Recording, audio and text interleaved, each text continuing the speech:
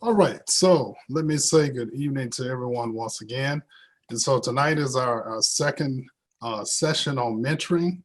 Last week we had a conversation on mentoring, basically establishing a foundation of mentoring. Basically, we talked about phases of mentoring. We also talked about mentoring relationships. We talk about using the acronym for mentor, M for mission, E for engagement, N for network, T for trust, O for opportunity, and R for review as a model. On last week, we talked about some expectations of the mentor as well as expectations of the mentee. So tonight we're going to build on that foundation and have a conversation about cross-cultural and network mentoring. Cross-cultural and network mentoring.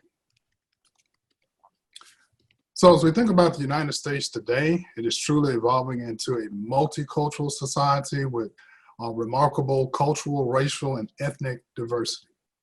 But this will require further changes in the nature of higher education. We'll note that there will be a greater tolerance for differences, or greater tolerance for differences will be essential in the culture of the 21st century. And in the near future, employees are a lot more likely to have different backgrounds. And I thought that was an interesting quote from Denton back in 1992. It's almost like he was a prophet in which to see that, because this is exactly where we are in the 21st century.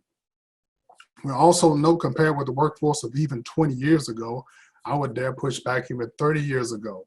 The makeup of the workforce now consists of more white women, more people of color, those with disabilities, new and recent immigrants, those from the LGBTQ community, and then now the intergenerational mix of, and I would add, traditionalist baby boomers, Gen Xers, myself, or Generation Nexters, as well as millennials, and then also what we refer to now as Generation Z. I don't know what comes after Generation Z, but we shall see. But it is unique now that we have this mix of generations. Some thoughts on diversity.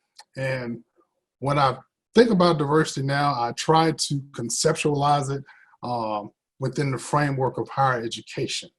And so you'll note here that Mahatma says that diversity needs to be conceptualized not only from the perspective of access, which includes admissions, recruitment, and financial aid, but also, and equally important, from the perspective of the campus as a learning environment for different kind of learners. And I think that's important when we try to create a culture in which all that come on our campuses, everyone is included. And so the idea is that creating a learning environment where all feel welcome. We also know that the challenge of diversity is not simply to have it, but also to create conditions in which its potential to be a performance barrier is minimized and its potential to enhance performance is maximized. So I did want to also, and not making any assumptions, touch on three words that we often hear: diversity, equality, and inclusion. And so when you think about diversity, basically everyone is an individual and different. When we think of equality, that is equal access to opportunities. And then lastly, inclusion. This is a sense of belonging, feeling respected, valued for who you are, feeling a level of supportive energy and commitment from others so that you can do your best at work. And there's a lot to be said with having those three elements: diversity, equality, and inclusion. One definition of diversity that Irwin uses, he mentions that diversity in higher education is a systematic blending of academic programs, recruitment, retention, policies, and curriculum that provide college students with an enriched multicultural environment for learning. And oftentimes that's a unique perspective or definition for diversity. But we'll note that all of these components are working together to create a multicultural environment for learning. So what does this mean for health professions? I'm glad you asked. So as demographics of the U.S. population become more diverse with many different cultures, backgrounds, and languages, there is more of a demand to increase the diversity of public health and healthcare workforces. So this might come as a surprise to you, but I found some interesting statistics from the U.S. Bureau of Labor Statistics, and this first graph is the 2019% of total employed as speech-language pathologists. And so it should be of note that the total employed in healthcare practitioners and technical occupations was 9,684. So of that 9,684, 180 were employed as speech-language pathologists. And of that number, 95.8% were women, 93.7% were white, 3.9% Black or African American, 2.2% Asian, and then 6.7% Hispanic or Latino. When it comes to occupational therapy, we'll note that of that 9,684, 136 were employed as occupational therapists.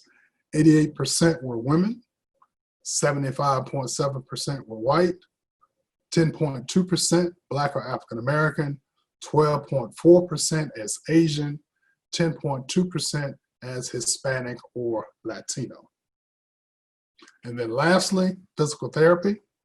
Of that 9,684, 304 were employed as physical therapists, 67.9% were women, 76.4% were white, 5.9% Black or African American, 14.1% were Asian, and then 4% were Hispanic or Latino. So just from those numbers, we see that there's a lot of work to be done as it relates to the diversity. We'll note that prior research has shown that mentorship in the academic health field has an important influence on academic productivity, personal development, and career guidance for students, fellows, and junior faculty. And if you haven't seen the Sullivan Report for Diversity in the Healthcare Workforce, I really do recommend that you get that. It came out in 2004. But they noted that the limited pool of leaders and mentors in the health profession should be addressed, and this lack of leadership and sparse representation among faculty sends a chilling message to current and potential students. And this is why mentoring matters. This is why mentoring matters. So you might ask, so what does all of this mean, and how does this tie to cross-cultural and network mentoring? We'll note that perhaps the best way to deal with differences in our increasingly diverse world and the world of mentoring female and minority and international students is to change the present structure. So oftentimes we overlook the structure and how the structure impacts or influences how we might go about mentoring. We should also note that there is an increasing diversity within the student population, and therefore the ability to establish effective relationships across race and other differences such as culture, religion, and socioeconomic status make development of multicultural competence critical for any professional's own performance and effectiveness. And you will hear that word again, multicultural competence. So when we talk about cross-cultural mentoring, David and Foster Johnson have argued that a major flaw of traditional mentoring program has been the exclusion of differences between racial and ethnic groups. Now, we should also know that cross-cultural mentoring involves, and I love this, an ongoing, intentional, and mutual enriching relationship with someone of a different race, gender, ethnicity, religion, cultural background, socioeconomic background, sexual orientation, or nationality. Ongoing, intentional, and mutually enriching relationship. We'll also note that due to the complexities of cross-cultural mentoring, mentors need certain attributes or abilities, including selflessness, active listening skills, honesty, a non-judgmental attitude, persistence, patience, and an appreciation for diversity. For a minute there, I was thinking about my marriage.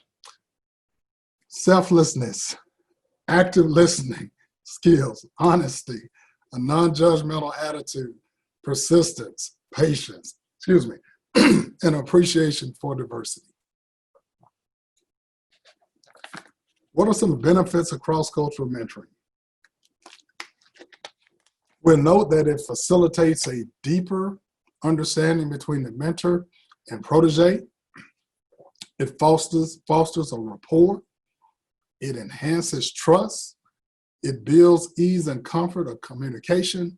And then it helps the protege feel understood. Excuse me again, allergies today. So you'll note the young lady in the center. Her name is Rachel Ray, not the cook Rachel Ray, but Rachel Ray. And so Rachel and I first met back in 2010. She was a recruiter for the chemistry department, and I was recruiting for the graduate school. And so Rachel and I have a fondness for cooking. And so like I've mentioned, everything I cook, I post on Facebook. And so Rachel told me, that she wanted to present me with a gift, and that was an authentic cookbook from China, which I was very excited about. And so she sent it via campus mail. I took it home. I didn't even open the envelope. And so when I opened it, I looked at the book, and to my shock, there were no pictures, and it was all in Mandarin. So I was like, Rachel, what am I supposed to do with this? She said, well, I will translate the recipe, give you the history behind it, and then you have to prepare the dish. And so food was used as a cultural bridge for us, and we have been friends ever since. And the young lady next to her, that is my wife, Shawn. So, but once again, when we think about cross-cultural mentoring, we have to look at ways where we can foster a rapport. And cross-cultural mentoring does that, because what you're literally doing is inviting yourself as well as that other person into your culture and into your world. Here's some recommendations for mentors in cross-cultural mentoring. One, mentors should assess their awareness of and attitudes towards issues of race, ethnicity, and culture, both for themselves and their mentees. Must also educate themselves about the culture of the mentees. And then lastly, be aware of each individual's point of racial identity development and the impact on the relationship.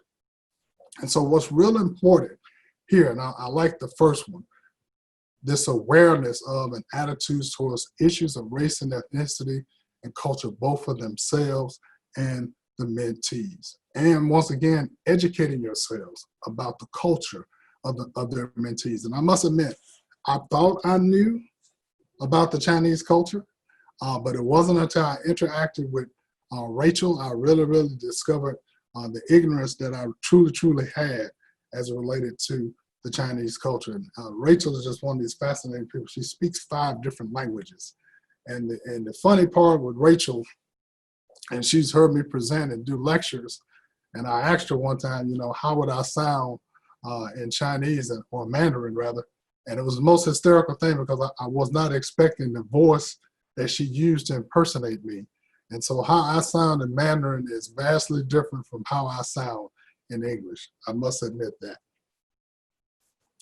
Here's some qualities that mentees should have as it relates to, once again, cross-cultural mentoring.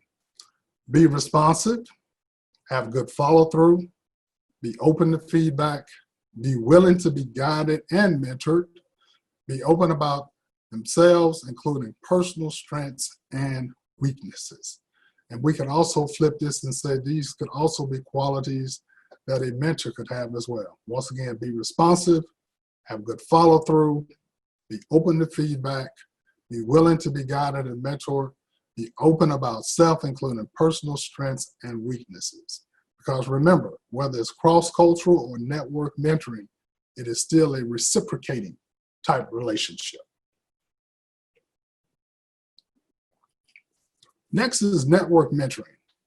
So we'll know that network mentoring encourages individuals to draw support from a diverse set or team of mentors.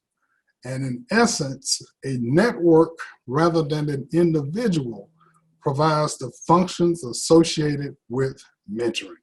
We also note that mentoring networks and programs offer students invaluable resources for the purposes of adjustments, socialization, liberation, belonging, support, and acceptance. So when I talk about network mentoring, I try to get students to look at it as they are pulling together their own unique board of directors.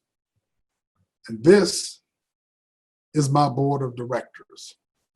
I have two members that have fallen, but this was my initial board of directors. I can go back as far as 10 years. And so the first person here, this is Dr. Tanjanita Johnson. Dr. Johnson and I were actually classmates in our PhD program. So she's now the Senior Vice Chancellor for Academic and Student Affairs. Some of you may have recognized her. She was once with the UT system as well. Tia Dumas, Tia is at Clemson University. Tia is an assistant dean in the graduate school, where she's an assistant dean of professional development and inclusive excellence. Nashara Mitchell, she's at Butler University. She's actually a faculty member in their School of Business. Nashara helped me cut my teeth in mentoring. Dynamic person. She's both an attorney. Well, I'll put it this way.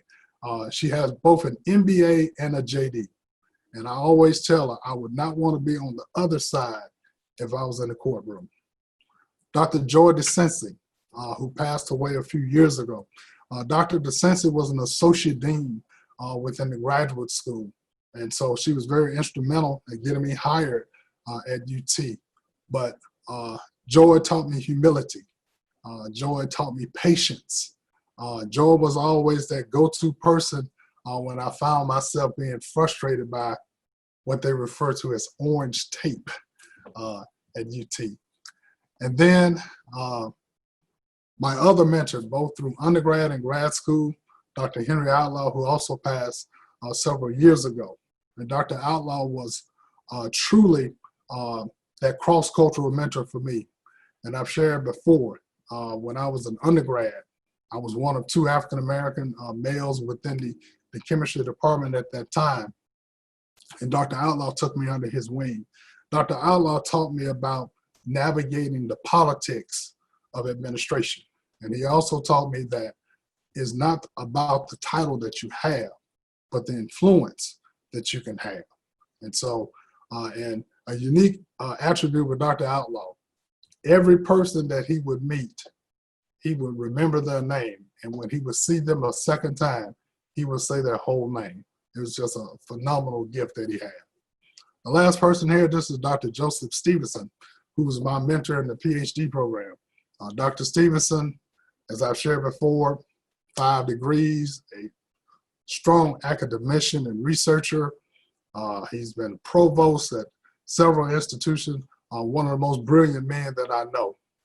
But he really got me to look at and understand the broader vision as it relates to higher education, and then also looking at higher education from a multidisciplinary perspective.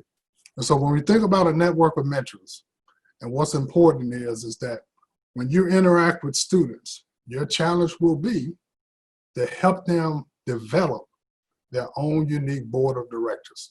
The good thing about network mentoring, this takes the pressure off of you as faculty.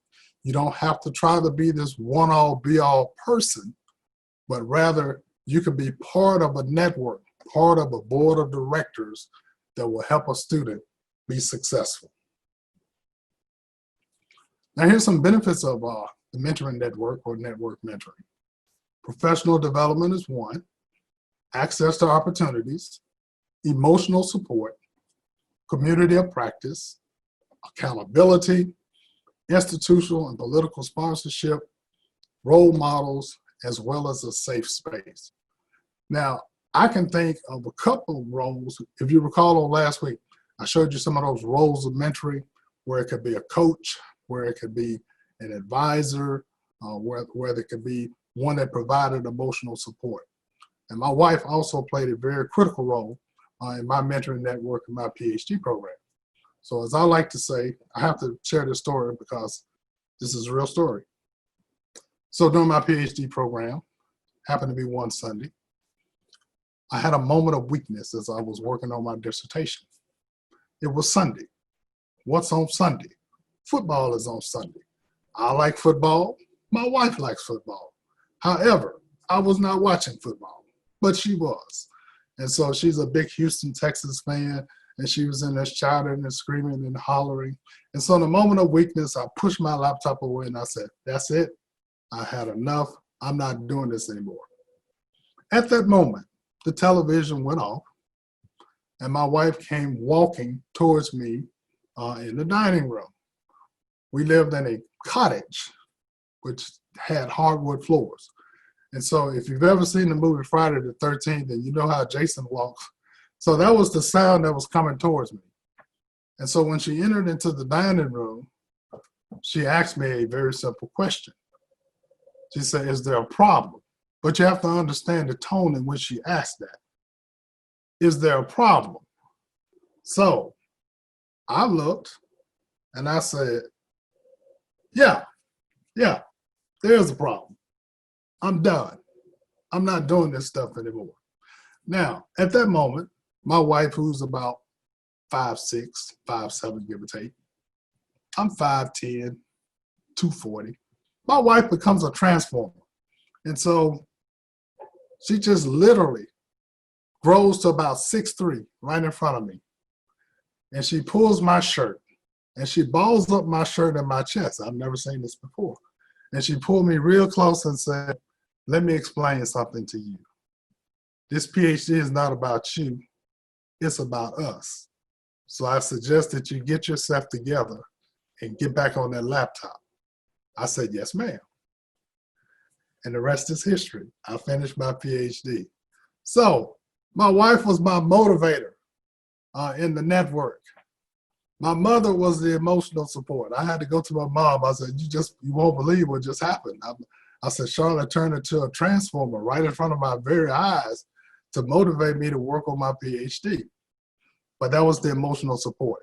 So what has to happen is that when you're working with your mentees, you have to let them know that they don't have to try to find all these different things in one person, but they can explore and have a network to provide that.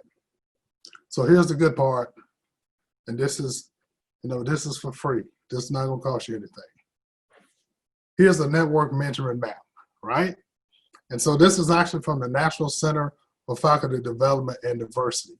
And it is a map that you can use as it relates to exploring and looking at your mentoring network, or it's one that you can work with your mentee with. And you can actually change the squares here, these squares here. These are really based on the needs of the mentee.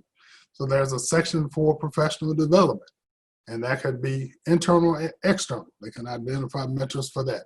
Emotional support, as I mentioned, these could be friends or family. The intellectual community, a safe space. Oftentimes, when it comes to the grad school, we are the safe space for students to come and expound on their grievances. Role models is another area. These could be both internal or external. Accountability. My wife was my accountability partner. Access to opportunities. Once again, these could be both internal and external mentors. Here you have sponsorship. That's more so for faculty, and then substantive feedback. But the idea here is that you are creating a board of directors. The mentee will be the person that's in the center, and that mentee is going to surround themselves with the mentors that they need to help them accomplish their aspirational goals. And so that's the uniqueness of having alumni participating in this program, is because those alumni become part of that mentoring network. And those alumni can expose them to other mentors beyond that. So that's it. I know it was fast and furious because I like to save time for discussion. And as I said last week, this is so you don't think I made this stuff up. There are actually experts in the field here. And then before we get started, there's one last thing I need to share. If you need to contact me, this is how you can do it. ebrother@utk.edu. I do have a Twitter account. I don't really get 3 tweets per day, but I do try. And then there's the grad school website. And as a bonus, I hope you're ready for this, Shannon. As a bonus, I have a bonus slide. The bonus slide is Cooking with Dr. B. So these are just some samples of some things that I have cooked this year. I know it's cruel to do this at this hour. However, I wanted you to see that this is a serious hobby that I do have.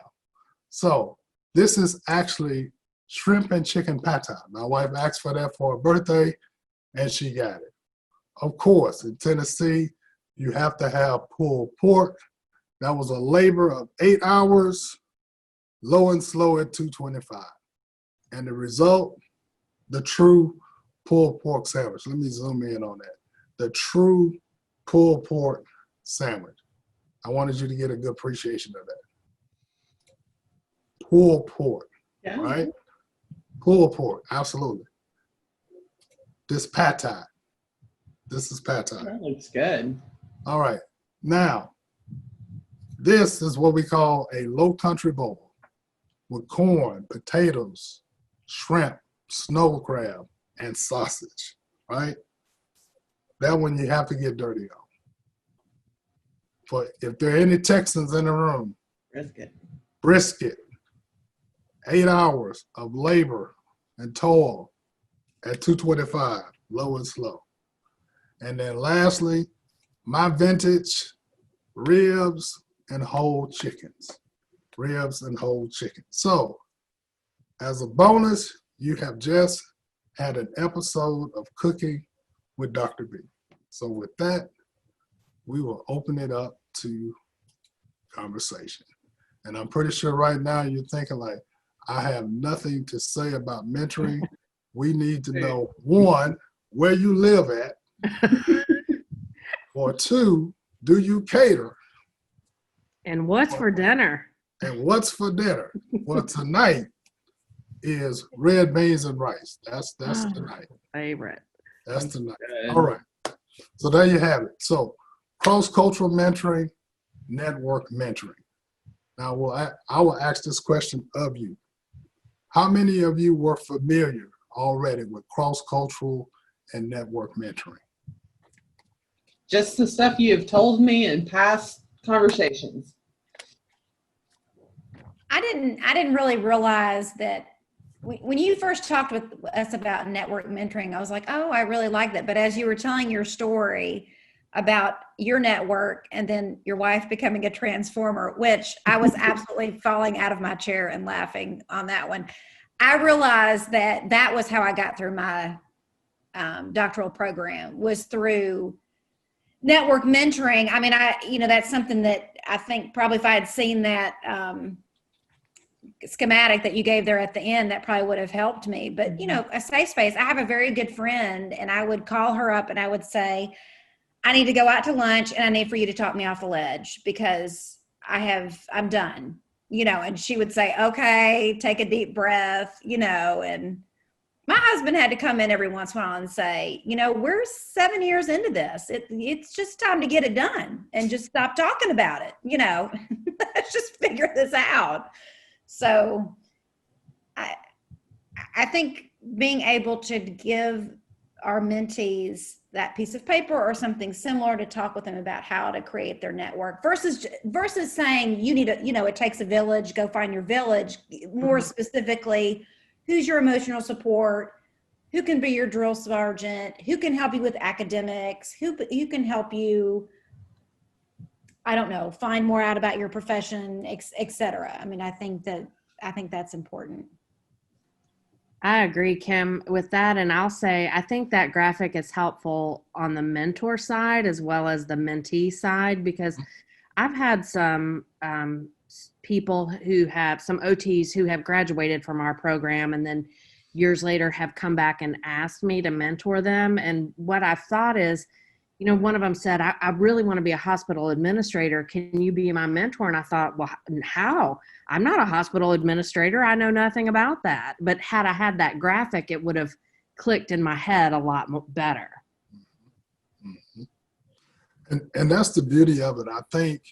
And that was one of the things that when I first arrived at UT was exposing faculty to the concept of network mentoring. And the reason for that is because it's a lot of pressure to think that you have to be all these different things for Yeah. one person, right? And for many of us, I mean, we struggle to shape shift from one thing to the other, right? And so just think about trying to occupy all of those different roles. And like I say, the goal of network mentoring as a faculty member is to put your strengths up front. Don't focus so much on your weaknesses, but what you're providing to a student is, these are my strengths. Here's how I can best assist and help you. When they present something that's outside of your realm, that's when you really, really begin to assist them in identifying those others that can help them with those other roles that they might be in need of at that point. And then also the good thing about network mentoring is it continues to evolve as the individual evolves. So when you think about, you have a network while you are within a professional school, you will have a network once you leave professional school. Your network will constantly rotate and change as you continue to evolve in the process. And like I mentioned, when we talked about those phases of mentoring, that redefinition phase, there'll be those within that network. Their relationship with you might change just based on where you are in your career trajectory. Say, for instance, if you have aspirations of becoming an administrator, you need someone to help you to learn and understand how to navigate that process. If you're in the tenure and promotion process, you need those good mentors to help you navigate that process, because it's different for everyone. But within Triumph, the idea now is that as you're interacting with these students, particularly if they're junior or senior level, planting that seed early about the value and importance of having this network.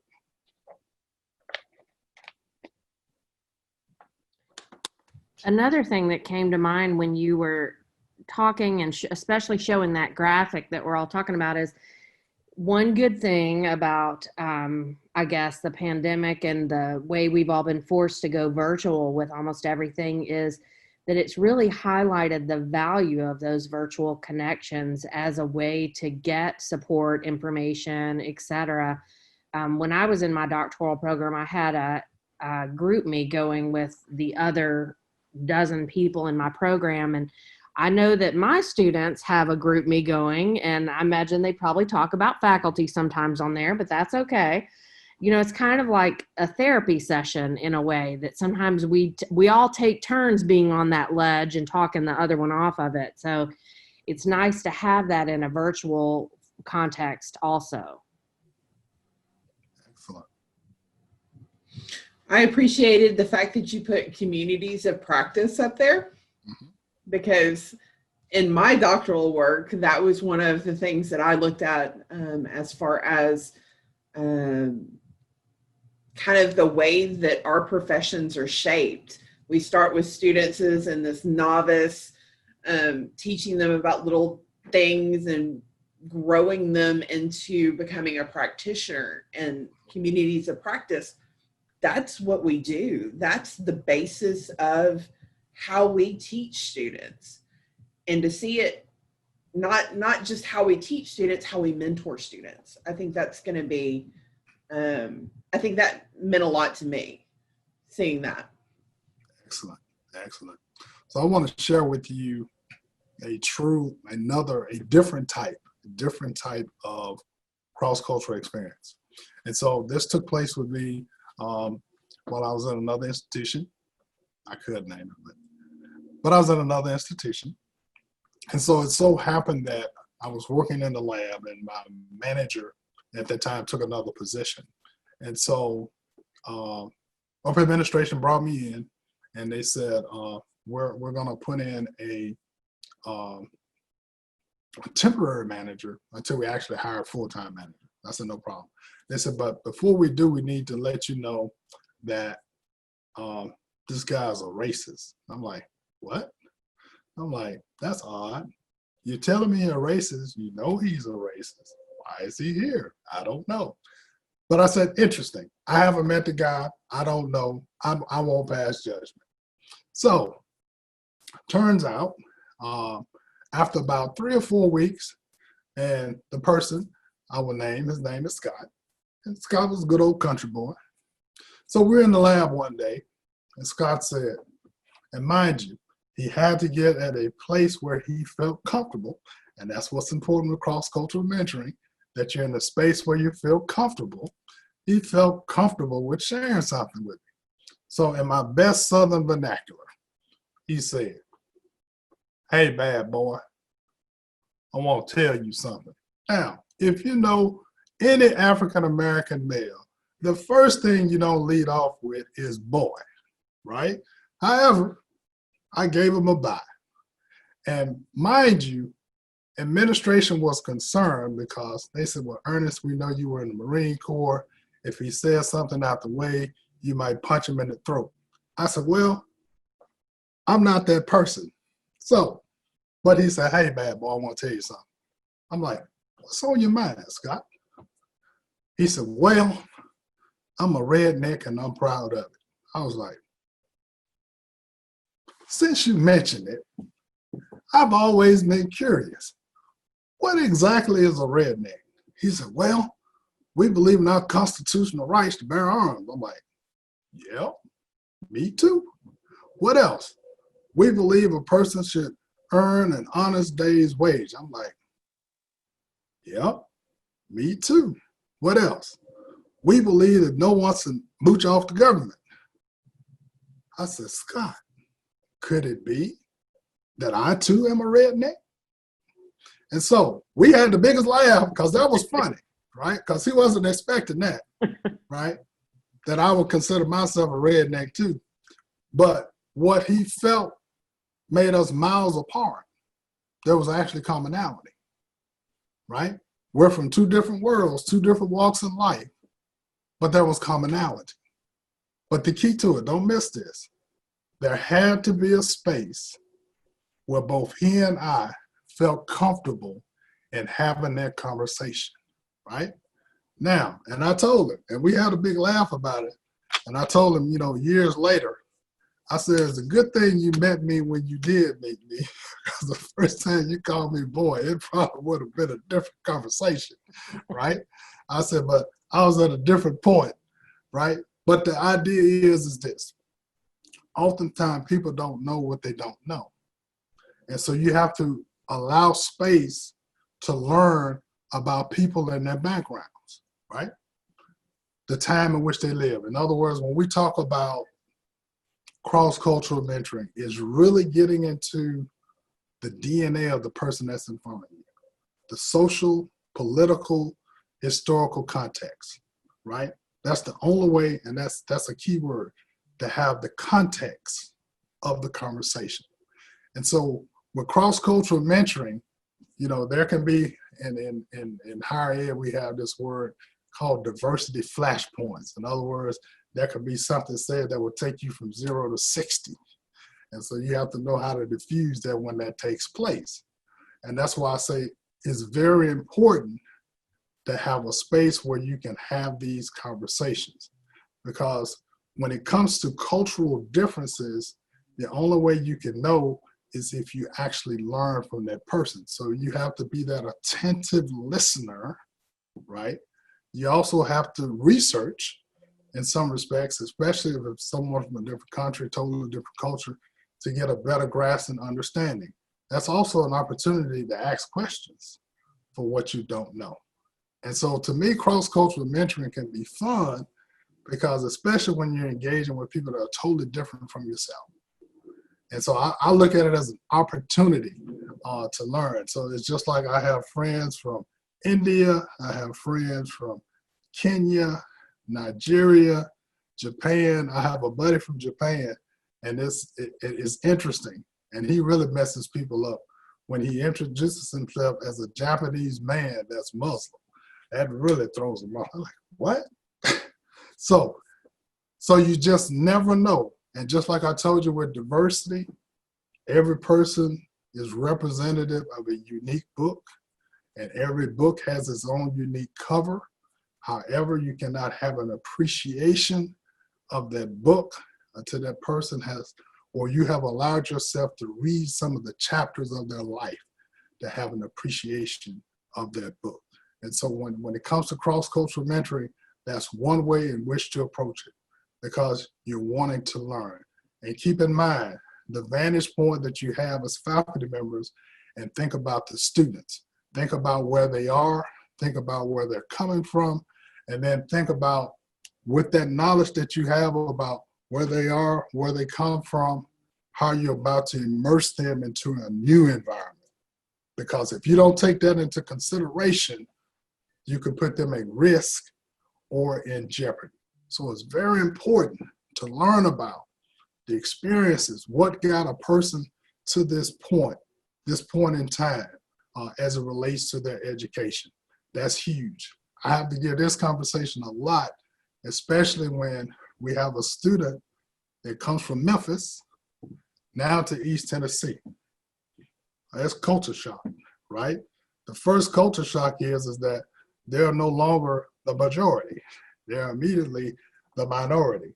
And I've been in Tennessee long enough to know there are 3 states in one state, East, Middle, and West. And each region is vastly different. So you have to take that into account when you're interacting with someone from those various regions. The same holds true if you have someone that comes from California to the South, or someone from Maine to the South. It's vastly different. But you have to have an appreciation for their experience and how that will impact them being immersed into this new experience. So that, in a nutshell, is cooking down cross-cultural mentoring. I have a question or a comment. I have really enjoyed this so far. This is really, really good. I want to first say my daughter is in Knoxville and she's from Memphis, so she's going to have to come to your house to eat dinner. You know how this works, right? I got you. I'm going to take care. Okay, great. But no, when we were talking about safe space, I'm glad you talked about that a little bit more, because sometimes I think students, it's hard for them to really feel that we care enough. You know, a lot of times people won't open up until they know that you care. And then they may, once you establish that, then they can start sharing other things with you that really you can take them to the next level. But sometimes I think it's hard pulling that onion layer, those layers back, especially when you're in a professional role. Yeah. But then you may have to go a little bit deeper to get them, to go down and then come up. And I think what's important about that is being able to show students your identity, who you are. I think the other part of that, and I used this example here recently with my best practices and teaching group, and I gave a session to them on mentoring. And I shared the story with them when my wife was diagnosed with breast cancer, and me being a minister, is always an expectation of a minister to always have the right words, right? Or during times of grief, sorrow, we're expected to have the right words. When that came to my doorstep, I had no words. I had anger and I had frustration. And then it came to me as clear as a bell. Be present. Be whatever she needs you to be. If she needs to beat your chest, pound your chest, you be there. If she needs you to be a short order cook, you be there. If she needs you to be a masseuse, you be there. What I'm telling you is that the thing that will help a student feel comfortable is knowing that you are present. You are present for them. You're present to hear them. You're present to hear their experience. We talked about the T word in that acronym mentor, trust. That's where it starts. That's where it starts in that safe space, establishing trust. And I think when you're able to show students a glimpse, a part of who you are, that establishes trust. Because oftentimes with students, and it's scary, it's a power dynamic. In their mind, they're thinking like, I don't want to share. This person doesn't know me. I don't know them. But we have to find those ways in which we can share about who we are. And I think when we share those stories about, say for instance, if you had a misstep as it related to a program or a process and how you overcame it, that begins to open that up. I like the shock and awe approach. When I tell students that in my first 2 years of school, I had so much fun that I had a 1.75 GPA. And they're like, what? Shut the front door, right? How is that possible? I'm like, oh, it's possible. Just don't go to class. It's possible. But then I told them, I'm like, yeah. And then I dropped out of school. They're like, what? I'm like, yeah, I dropped out. Went to the Marine Corps, right? I said I needed some motivation. I got a whole lot of motivation in the Marine Corps. And I said, then when I came back, I had to work full time and go to school full time. I worked as a security guard. I worked Thursday 4 to midnight, Friday 4 to midnight, Saturday morning 8 to 4, back again midnight to 8, back again 4 to midnight.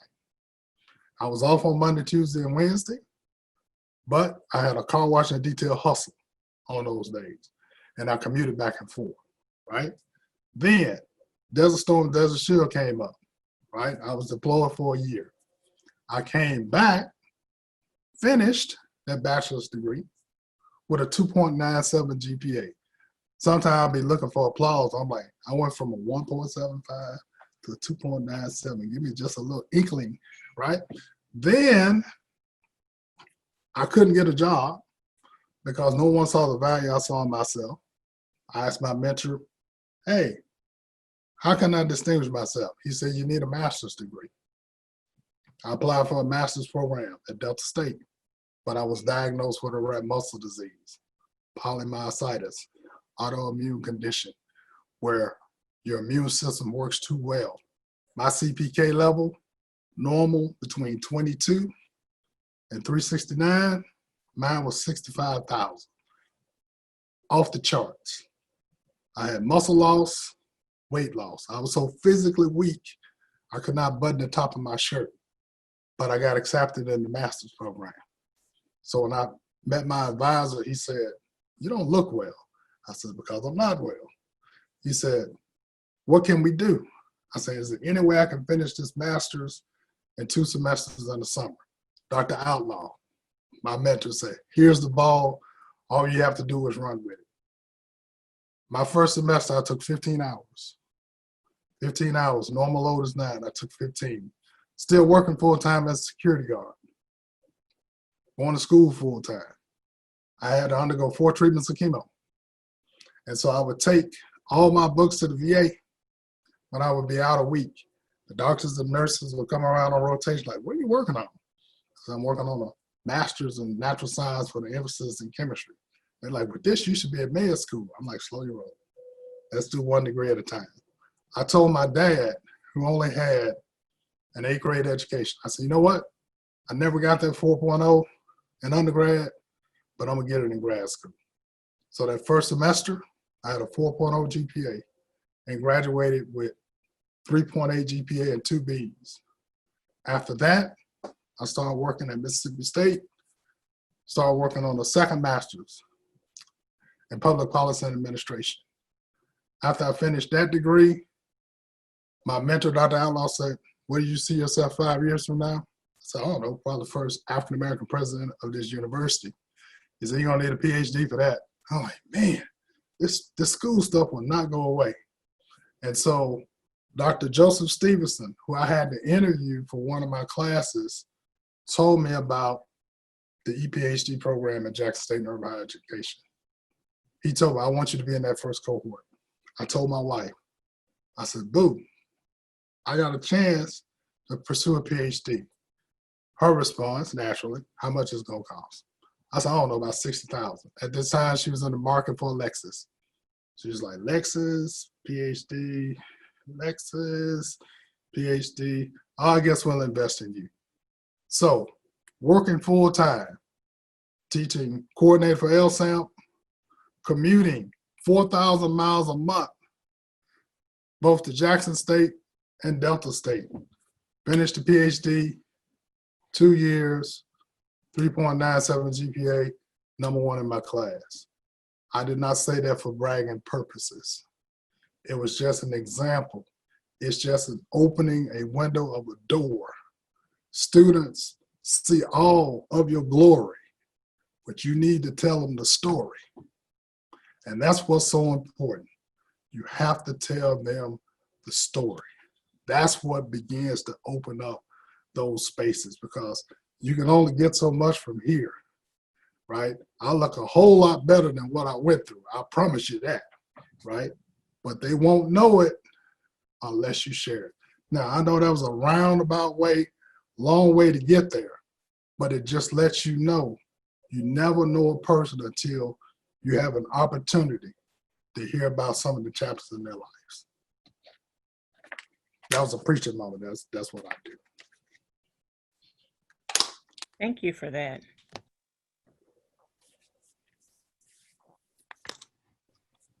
Good deal.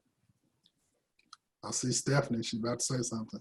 Now, how is it that you know my patterns already, Dr. Brothers?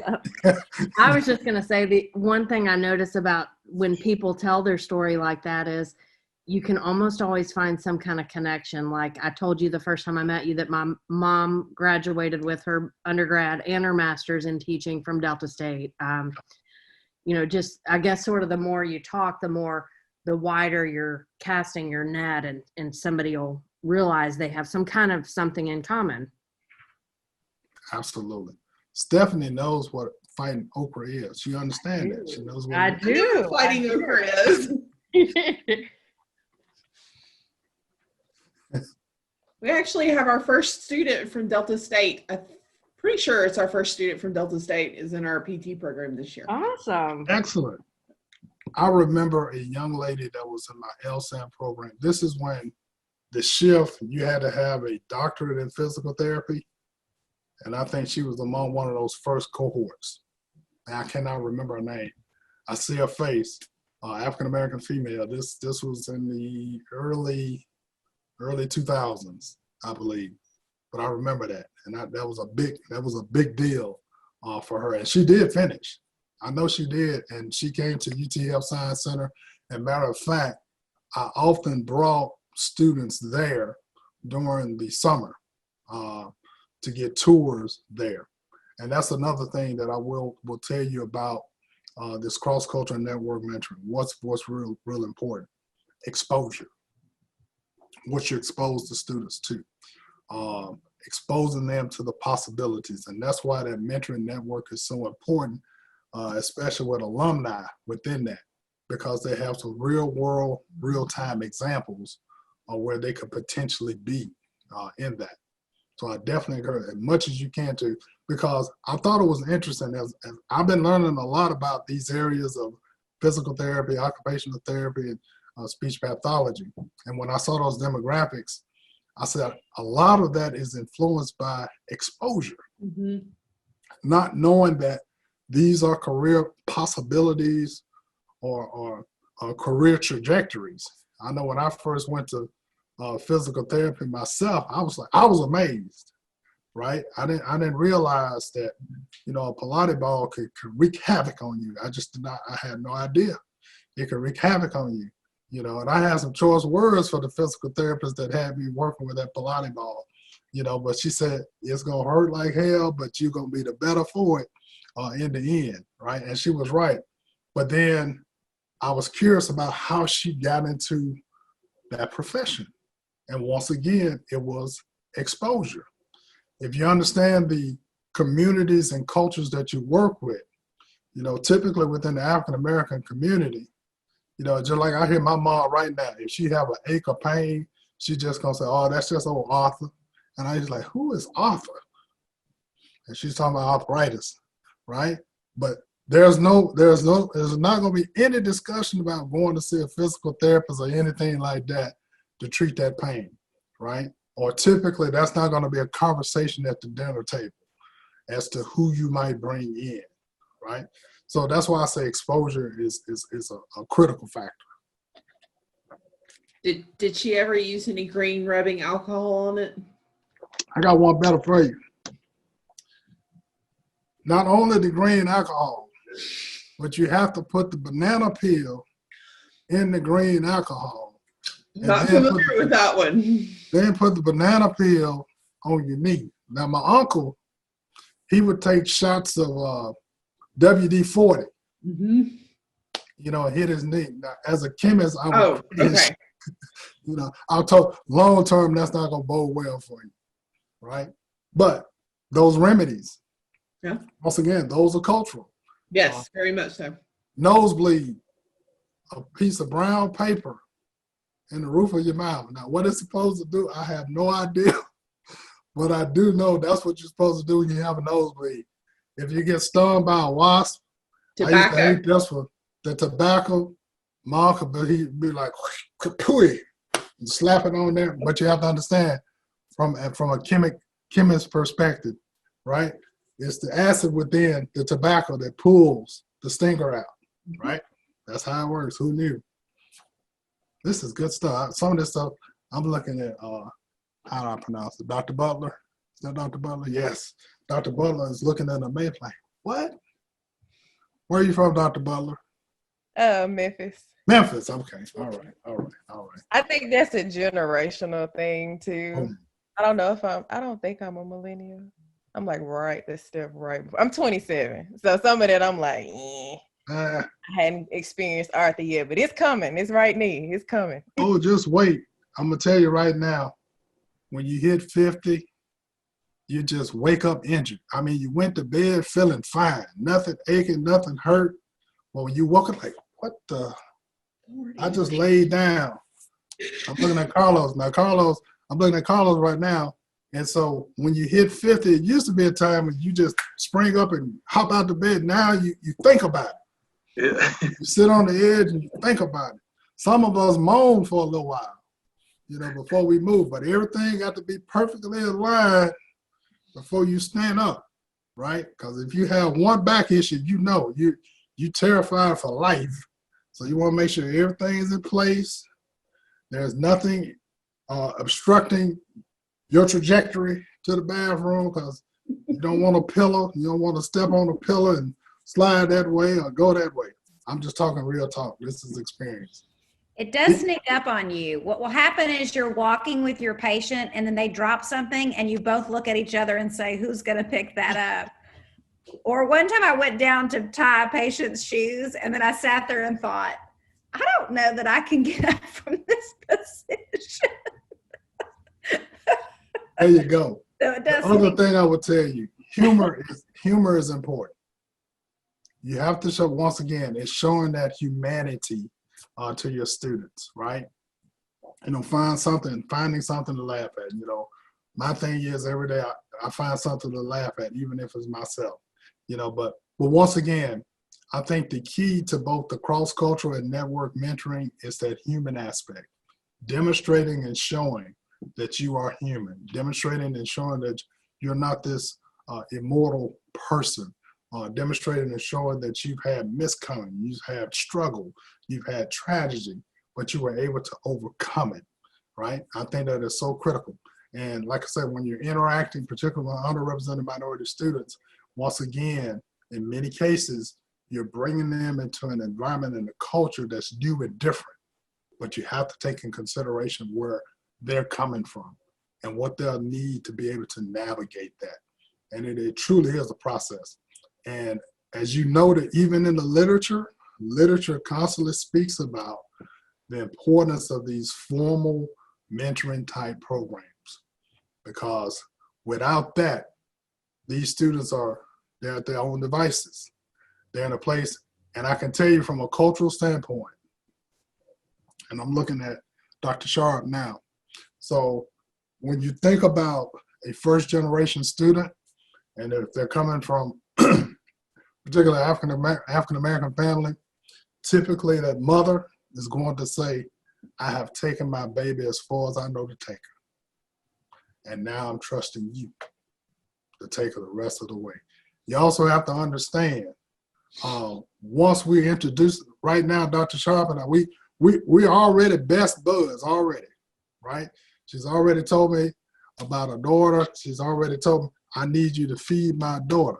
Now, she meant that with all sincerity, right? Y'all didn't pick up on that. I did.